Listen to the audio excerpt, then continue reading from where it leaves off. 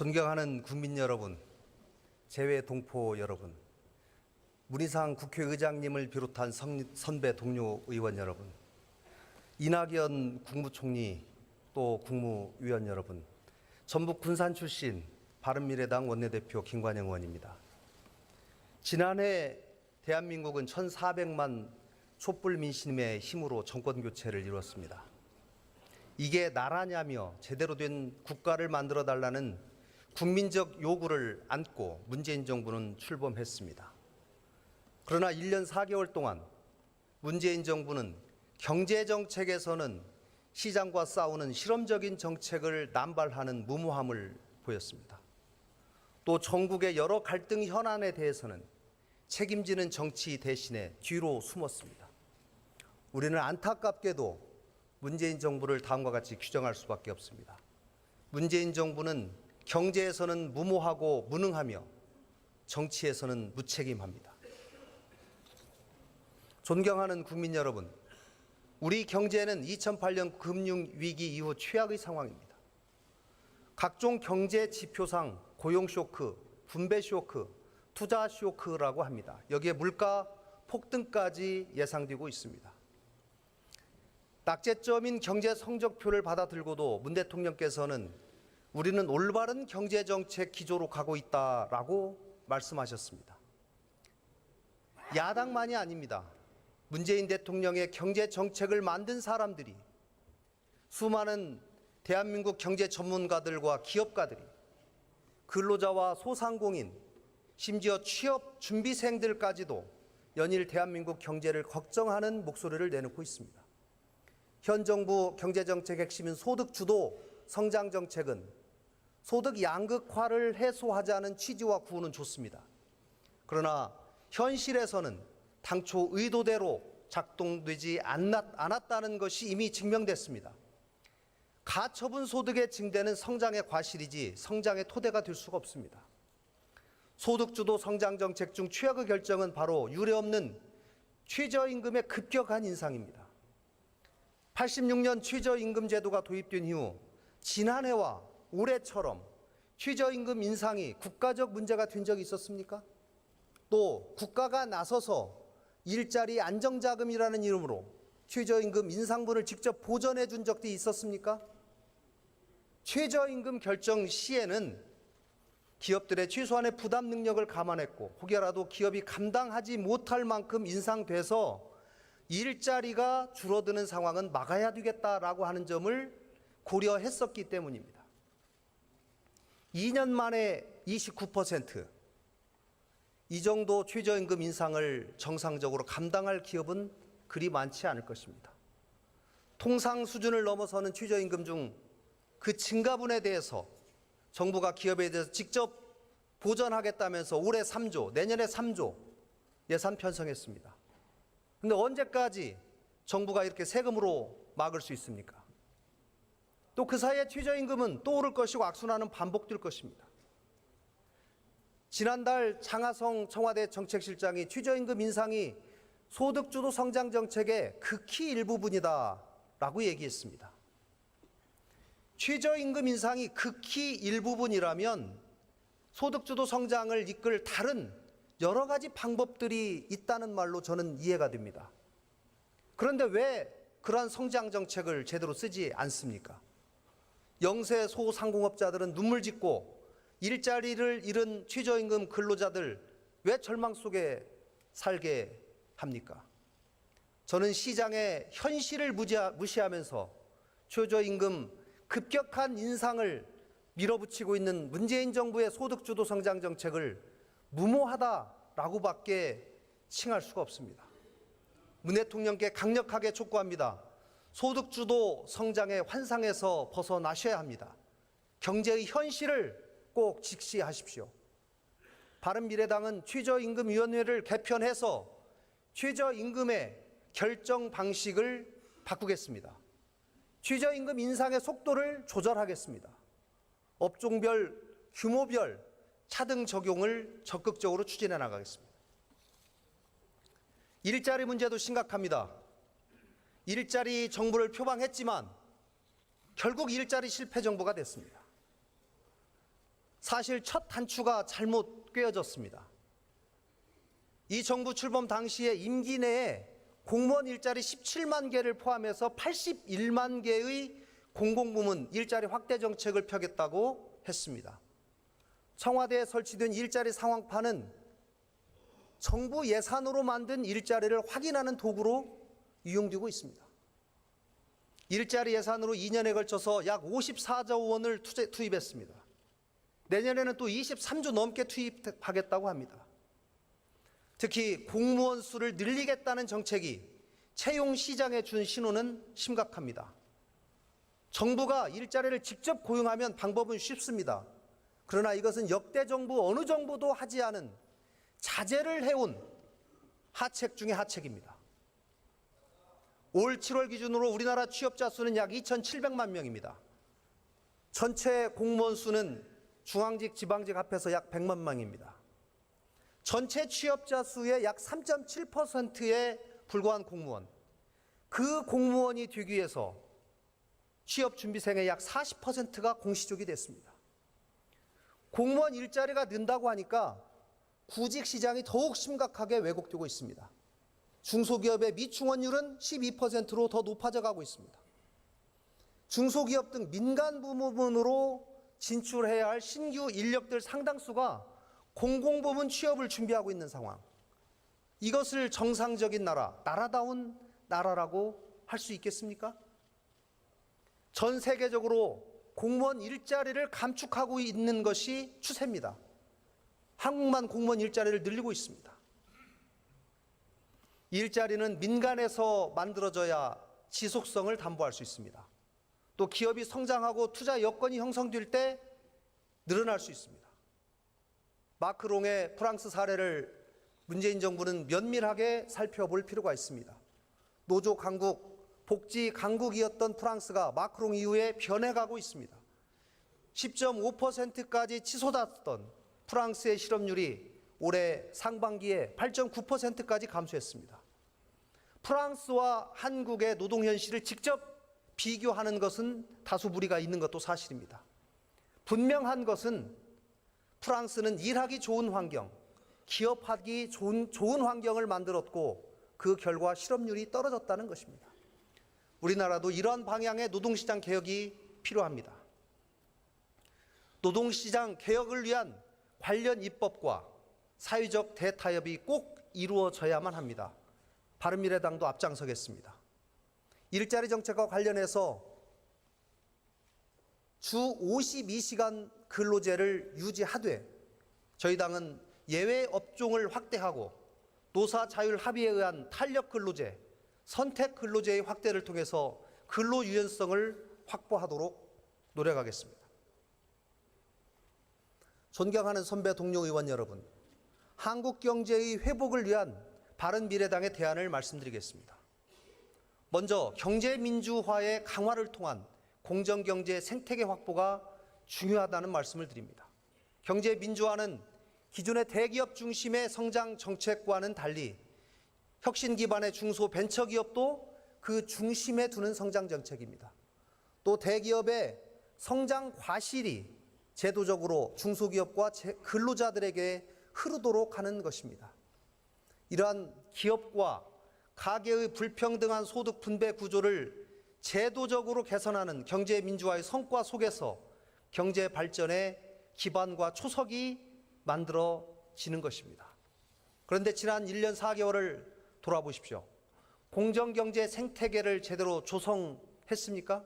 혁신 성장을 위한 규제 혁신의 노력은 말뿐 아직도 빈손입니다.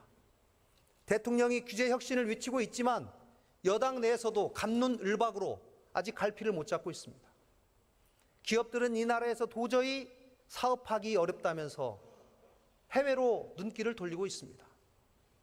경제 민주화에 대한 공정경제 생태계 조성을 강화해야 합니다. 경제정책의 우선순위를 과감하게 변화시켜야 합니다. 다음으로는 기업인들의 길을 살려줘야 합니다.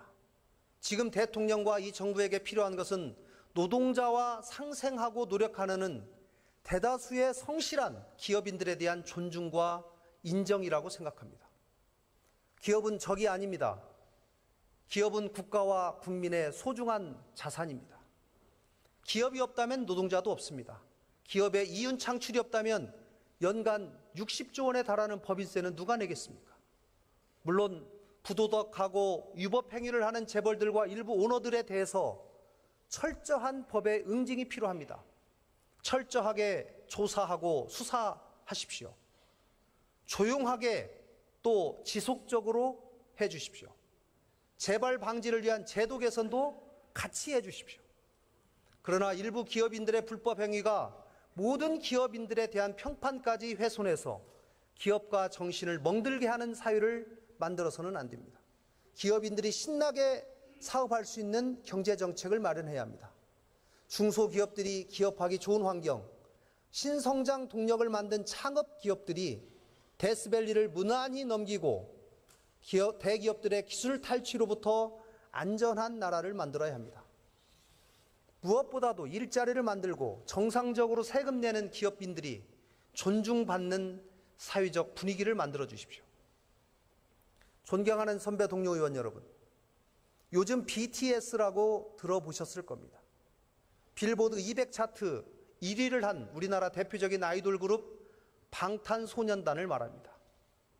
방탄소년단의 성공 전략은 과감한 변화를 필요로 하는 한국 사회에 큰 시사점을 주고 있습니다. 방탄소년단은 기존의 대형 기획사에서 잘 짜여진 연습생 시절을 거쳐서 찍어내듯 유사한 특징을 가졌던 통상들의 아이돌 그룹과는 다릅니다. 멤버 모두가 작사, 작곡이 가능한 프로듀서 능력을 갖고 있습니다. 전원 국내파입니다. 지방 출신이 5명이지만 한국어 노래로 세계 시장을 두드렸습니다. 전혀 다른 성장 과정으로 방탄소년단은 세계 대중음악계의 중심에 우뚝 섰습니다. BTS의 성공이 주는 시사점은 무엇일까요? 어떤 분야에서든 다양성을 존중하고 창의성을 우선하면 좋은 결과가 나올 수 있다는 것이라고 생각합니다. 기업가 정신이 회복되고 혁신적인 창업이 이루어질 수 있도록 정부는 시장과 기업을 믿어야 합니다. 또 과도한 간섭을 하지 않겠다는 신호를 주어야 합니다. 민간의 창의성이 살아있고 최대한 발휘되는 환경을 만들어 주어야 합니다.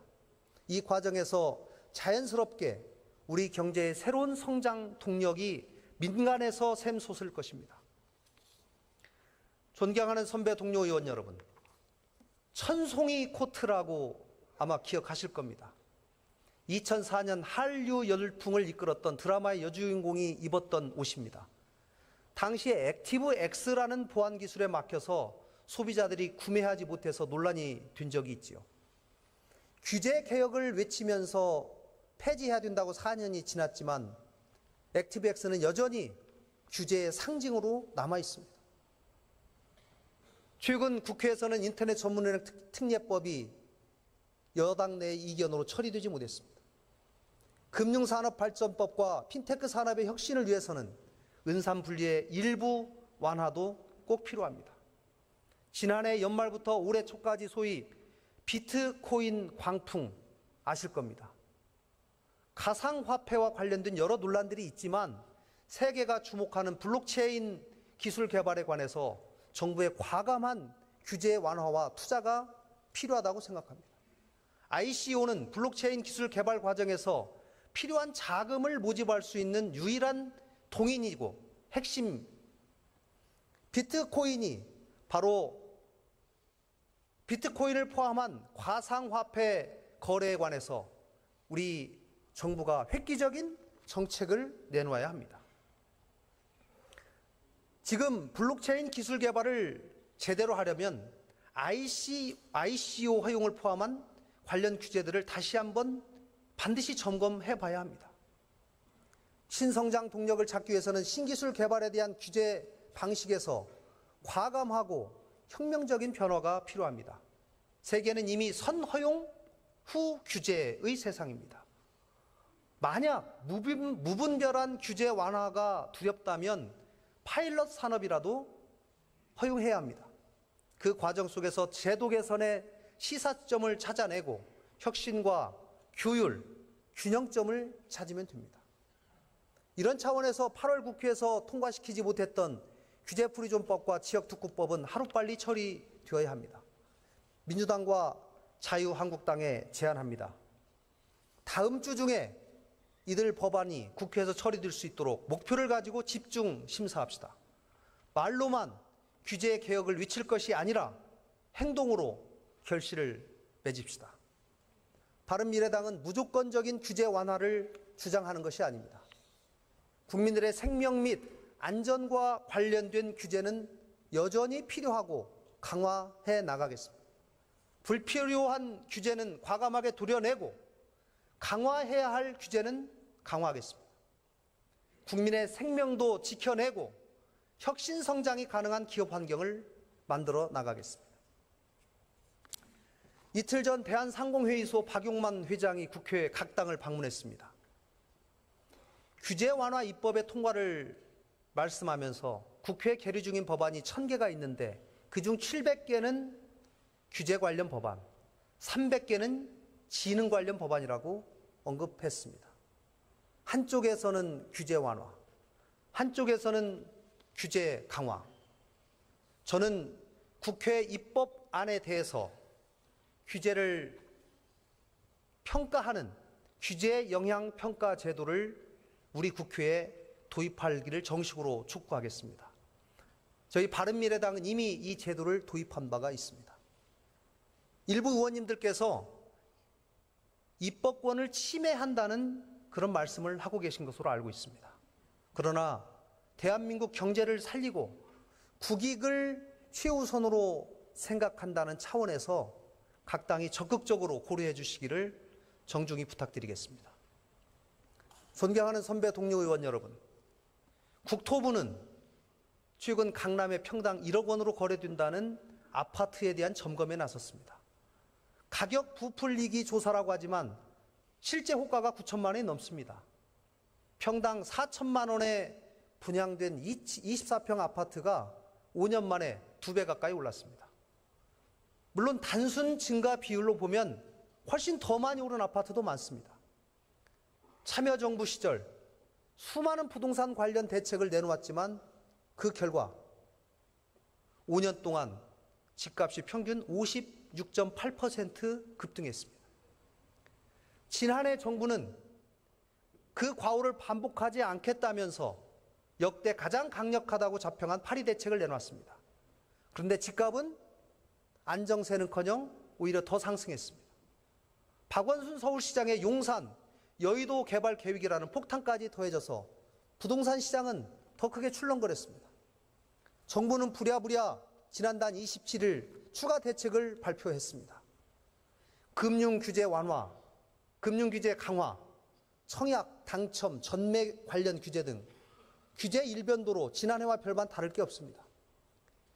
집값 급등과 대책의 남발, 참여정부 시즌2라고도 합니다. 문재인 정부는 치솟는 부동산 가격을 잡기 위해서 시장에 대한 순응보다는 수요 증가에 대한 규제를 선택하고 있습니다. 그러나 규제가 역으로 가격 상승을 더 상승시키고 있습니다. 규제의 역설, 부동산 시장을 평가하는 많은 사람들의 의견입니다. 존경하는 선배 동료 의원 여러분, 현실성 부족한 부동산 정책은 매매 시장에만 국한되어 있지 않습니다. 얼마 전 정부가 부동산 대책이라면서 부부 합산 소득 7천만 원이 넘는 가구에 대해서 전세 보증 신청 자격 제한하기로 한 거 아실 겁니다. 과연 7천만 원이라는 부부 합산 소득이 우리 사회에서 정책자금 지원을 받을 수 없는 기준으로 적합한지도 의문입니다. 더욱이 하루 만에 정부가 한 발 물러났습니다. 무주택자에게는 적용하지 않겠다고 해서 또 혼선까지 빚어지고 있습니다. 일주일 전 고용노동부는 지난해 정규직 노동자의 월 평균 임금이 342만 원이라고 발표했습니다. 연봉으로 환산하면 4,100만 원 정도 됩니다. 근로자 평균 임금을 받는 맞벌이 가구는 소득이 많아서 전세 보증 자격이 될 수 없게 되는 것입니다. 대다수의 맞벌이 가구는 결국 전세자금 대출을 위해서 시중은행이 아니라 제2, 제3 금융권으로 발길을 돌려야 하는 것이 이 정부의 기준입니다. 전세 보증 자격의 경우에 대대적인 손질을 통해서 정말 현실적인 대책을 꼭 내놓아야 합니다. 가격이 높다면 공급을 늘리는 것이 경제학의 기본 원리입니다. 현재 부동산 시장에 대한 합리적인 대안은 첫째도, 둘째도 수요와 공급의 법칙에 충실하는 것입니다. 이 자리에 참석한 국무총리와 국무위원들께 꼭 부탁드립니다. 오락가락 우왕좌왕하는 정책을 반복해서는 안 됩니다. 시장이 신뢰하는 부동산 정책을 수립하기 위해서 부처 간의 협업이 어느 때보다도 절실합니다.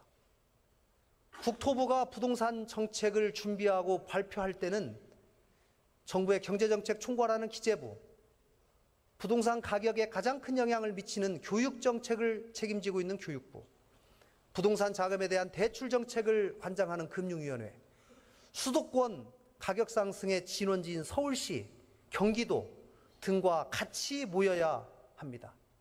함께 토론하고 정책을 마련해야 합니다. 그 과정에서 각 주체들이 해야 할 일과 하지 말아야 할 일을 사전에 정리해서 부처 간의 엇박자나 혼선이 발생하지 않도록 꼭 해주십시오. 존경하는 선배 동료 의원 여러분, 역대 모든 대통령의 공통된 공약이 바로 책임 내각 하겠다, 책임 총리, 책임 장관 하겠다 했습니다. 대한민국의 헌법기관인 우리 모두의 양심을 걸고 한번 물어보십시오. 현 정부의 내각이 과연 책임 행정을 하고 있다고 생각하십니까?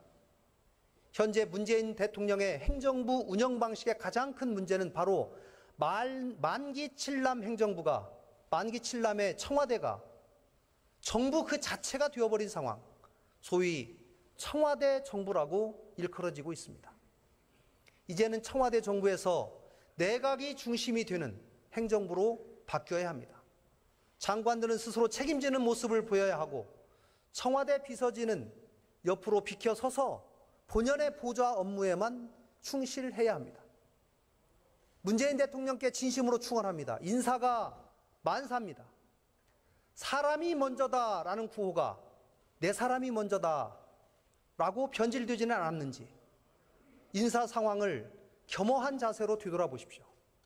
무엇보다도 내각과 공공기관의 캠코더 인사를 그만두십시오. 문 대통령께서 주장하신 기회는 평등하고 과정은 공정하며 결과는 정의로운 세상은 이런 식의 캠코더 인사로는 이루어질 수 없는 세상입니다. 가장 유능한 인재를 널리 찾아서 기용하십시오. 본인을 지지했는지의 여부와 상관없이 유능한 인재를 삼고초려해서 일을 맡기겠다. 능력과 적재적소를 대원칙으로 삼겠다. 이렇게 언급하신 취임사에서 약속을 다시 한번 기억하고 꼭 지켜주십시오. 아울러 오늘 이 자리에 함께하신 국무위원들께도 한 말씀 드립니다. 여러분들께서 여러분들에게 임명장을 준 사람은 대통령입니다. 그러나 그 대통령을 선출한 사람은 국민들입니다. 국무위원들은 국가와 국민들을 위한 행정을 해야 합니다. 잘못된 대통령의 지시를 비판 없이 수용하면 어떤 일이 벌어지는지 지난 정부에 대한 문재인 정부의 적폐청산 과정에서 우리는 충분히 봤습니다. 관료들은 우리나라의 기둥과도 같습니다. 정책의 현실을 가장 잘 아는 사람들도 관료들입니다. 장관들은 그들과 머리를 맞대고 책임감과 소신을 가지고 대한민국 발전을 위해 노력해 주십시오. 존경하는 선배 동료 의원 여러분, 문재인 정부의 소위 공론화 정치, 이것은 문재인 정부의 비겁함과 무책임 정치의 극치입니다. 대통령은 주권자가 위임한 권력을 토대로 책임 정치를 해야 합니다. 억지로 여론을 만들어서도 안 되고 여론 뒤에 숨는 책임 회피를 해서도 안 됩니다. 그런데 문재인 정부가 집권 후에 야심차게 추진한 몇 가지 정책들을 보면서 과연 책임 정치가 있었는지 묻지 않을 수 없습니다. 신고리 5, 6호기 공사 중단 문제, 대입정책 공론화 문제, 이런 것들입니다. 특히 대입정책 공론화위원회는 전형적인 공론화 정치의 실패작입니다. 교육부가 있음에도 불구하고 지난해 9월에 대통령 직속으로 국가교육회의가 출범했습니다. 또 국가교육회의 아래다 대입제도 개편 공론화위원회를 다시 만들었고, 이를 통해서 대입제도의 개편 방안을 마련코자 했습니다. 그러나 결론 내지 못하고 결국 공은 교육부로 돌아왔습니다. 교육부가 처음부터 교육에 대한 중장기 비전을 제시하고 국민들을 설득하고 공감대를 만들어가는 노력을 하는 대신에 공론화라는 미명으로 국민들의 등 뒤로, 여론의 등 뒤로 수무리한 것입니다. 그 피해는 고스란히 미래 세대와 우리 사회가 받았습니다.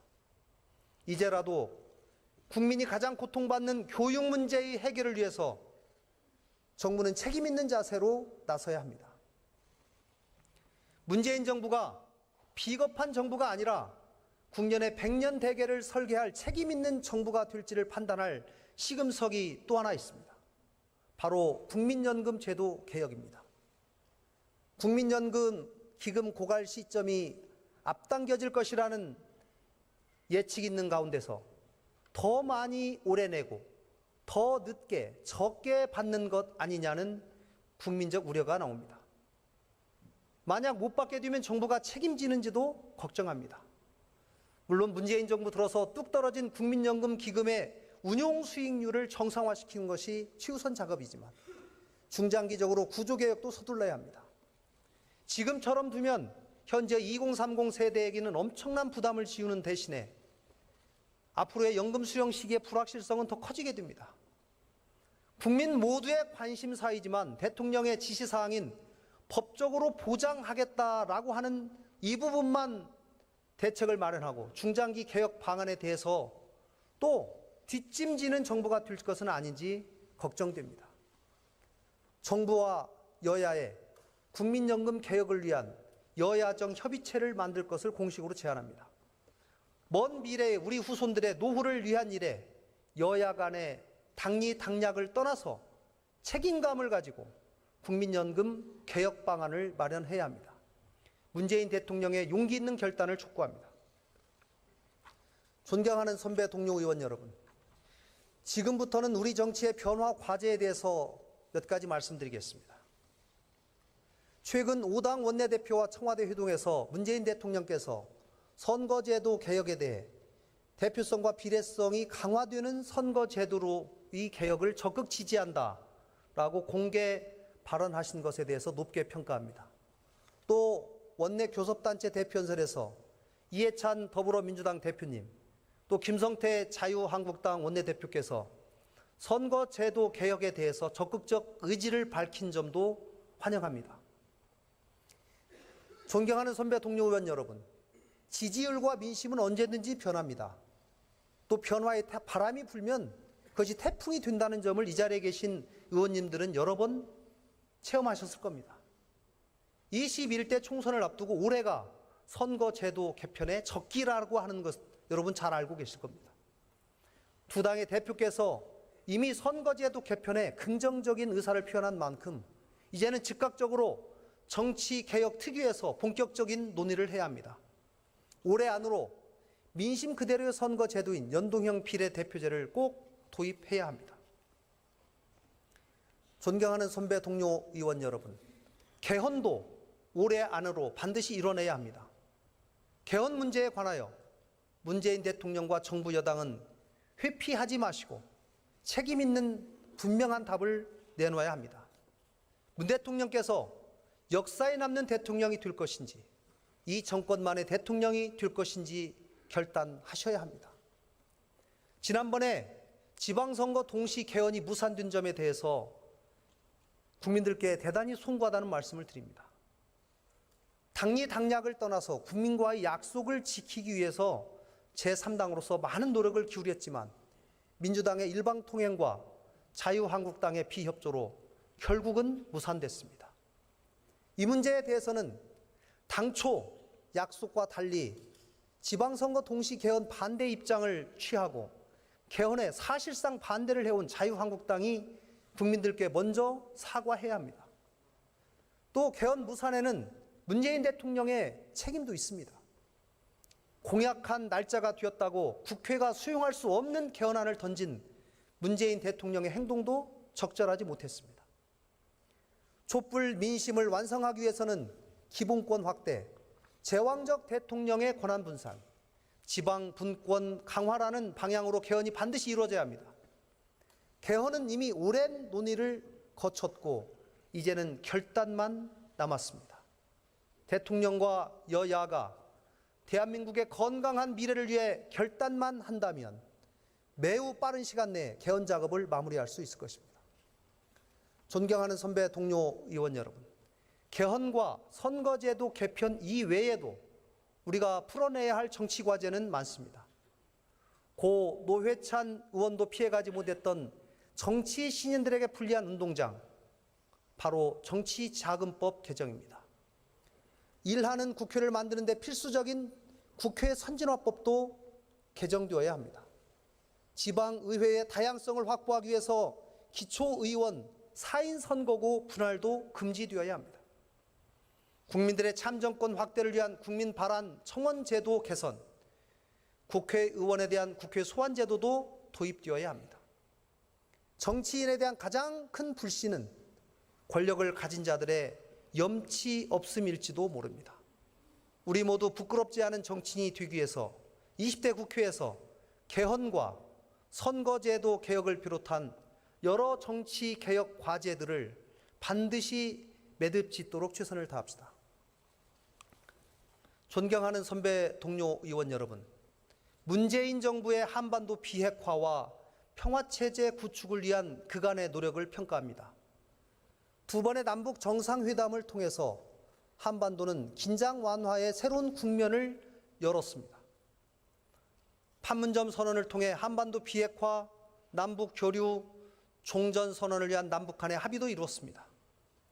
어제는 제3차 남북 정상회담 준비를 위한 우리 정부의 특사가 평양을 다녀왔습니다. 청와대와 여당은 최근에 한반도 비핵화의 속도감 있는 진전을 추동시키기 위해서 또 여야의 정권 교체와 상관없이 일관된 대북 정책의 수행을 위해서 판문점 선언의 국회 비준을 강력하게 요청하고 있습니다.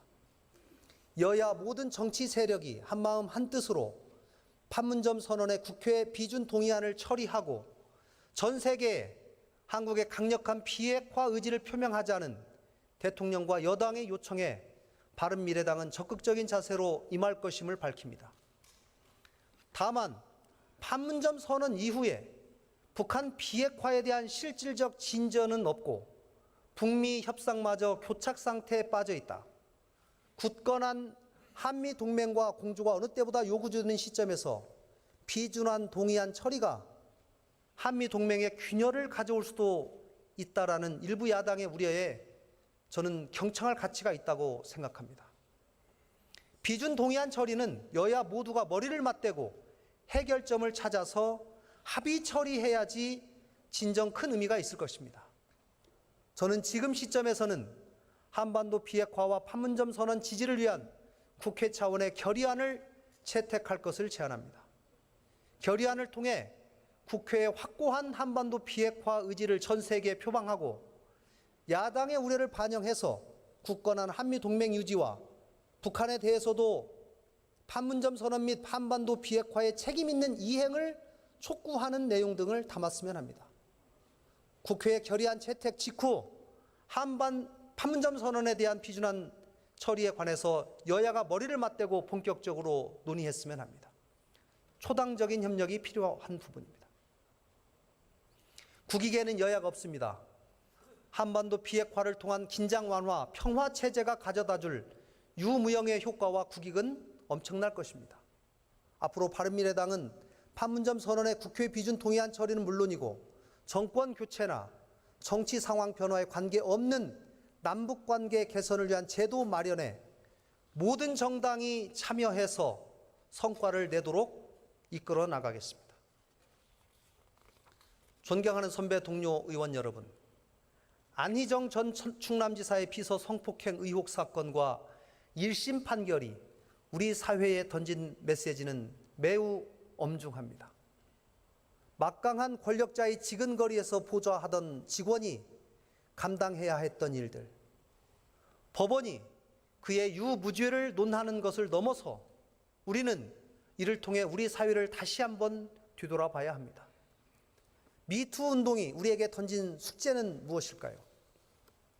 권력에 기대어 약자들에게 가해진 일상에 내재된 지독하게 오래된 폭력을 공개하고 가해자들에게 그 사실을 인정하라는 것이었습니다. 안전지사 1심 판결 이후 수많은 시민들이 거리로 나왔습니다. 일상의 폭력 속에 침묵했던 여성들의 용기 있는 문제 제기조차 법적으로 보호받을 수 없는 것이 아니냐는 분노에 거리로 뛰어나온 것입니다. 권력을 무기로 하는 폭력은 그 사람이 정치인이든 직장 상사이든 학교 교사이든 권력자의 우월한 힘 그 자체입니다. 피해자에게 왜 거부하지 않았나를 물을 것이 아니라 가해자에게 왜 성적 대상으로 접근했는가를 물어야 합니다. 피해자에게 피해자답지 못했다는 말을 할 게 아니라 피해자에게 침범해서는 안 되는 타인의 성적 자기 결정권을 왜 무너뜨렸는지를 물어야 합니다. 가해자를 처벌할 수 없는 입법 부재가 이유라면 국회는 타당하고 합리적인 법을 만들어야 합니다. 존경하고 사랑하는 선배 동료 의원 여러분, 83대 17 우리 국회의원의 남녀 비율입니다. 미투 법안이 이런 남녀 비율 때문에 관심 법안이 되지 못하는 것은 아닌지 자문해 봅니다. 여성가족위원회 소속 위원님들의 결의가 있었습니다. 존경합니다. 그러나 우리 국회 논의는 더뎌 보입니다. 세상의 절반이 여성이라는 것을 머리가 아니라 가슴에 담읍시다. 여성이라는 이유로 불안해하고 차별받는 사회 이제는 끝내야 합니다. 이번 정기국회에서 미투 관련 법안을 서둘러 입법해야 합니다. 아울러 고통 속에서 힘들게 용기를 내서 미투 사건을 공개한 모든 여성분들에게 말씀드립니다. 당신은 잘못이 없습니다. 용기를 내십시오. 그리고 함께 하겠습니다. 존경하는 국민 여러분, 선배 동료 의원 여러분, 최근 국회에서 특수활동비가 사실상 폐지됐습니다. 그간 국회에 특권 내려놓기에 대해서 많은 과제들이 있었지만 특수활동비 폐지는 국회의원 특권 내려놓기에 큰 성과라고 생각합니다. 특활비 폐지가 이루어진 과정에서 바른미래당은 그 어느 정당보다도 앞장섰습니다. 거대 양당이 주저할 때 과감하게 민심을 받아들여야 한다고 주장했습니다. 20대 국회의 숙명과도 같은 다당체제. 바른미래당은 특활비를 폐지시켰던 그 정신으로 기득권 내려놓기를 거부하는 양당을 견인하는 정치 세력이 되겠습니다. 일하는 국회를 만들고 거대 양당이 갈등과 반목으로 국민 여론을 외면한 채 당리당략에 매몰된 정치를 할 때 올바른 길로 견인하는 정당이 되겠습니다. 바른미래당은 진정한 협치를 통해 생산적인 국회를 만들겠습니다. 발목 잡기가 아니라 대안 있는 비판을 통해 협치를 하겠습니다. 사람으로 거래하는 협치가 아니라 정책을 공유하는 협치를 하겠습니다. 바른미래당은 정치가 경제 발전에 걸림돌이 되지 않도록 민생 최우선, 경제를 살리는 정치를 하겠습니다. 대안 있는 비판과 견제를 통해서 문재인 정부를 건강하도록 하겠습니다. 국민의 뜻에 순종하면서 정치의 신뢰를 회복해 나가겠습니다. 존경하는 국민 여러분, 재외 동포 여러분, 문희상 국회의장님을 비롯한 선배 동료 의원 여러분, 이낙연 국무총리를 비롯한 국무위원 여러분, 대한민국의 바른 미래는 어떤 모습일까요? 개인의 자유가 보장되면서 안전한 나라, 누구나 일할 기회를 가지면서 열심히 일하면 정당한 대가를 받는 나라, 특권과 반칙이 없는 나라, 일하고 싶어도 일할 수 없는 사람들에게 최소한의 삶이 보장되는 나라, 성실하게 살아가는 말없는 다수의 이익이 침해받지 않는 나라, 청년들이 꿈을 갖고 아이 낳고 키우고 싶은 생각이 드는 나라, 또 저녁이 있는 삶이 보장되는 나라라고 생각합니다. 쉽지 않은 길입니다. 그러나 가야 할 길이기도 합니다. 이런 대한민국의 바른 미래를 바른미래당이 여기 계신 여러 의원님들과 함께 국민 여러분과 함께 만들어 나가겠습니다. 끝까지 경청해 주셔서 대단히 감사합니다.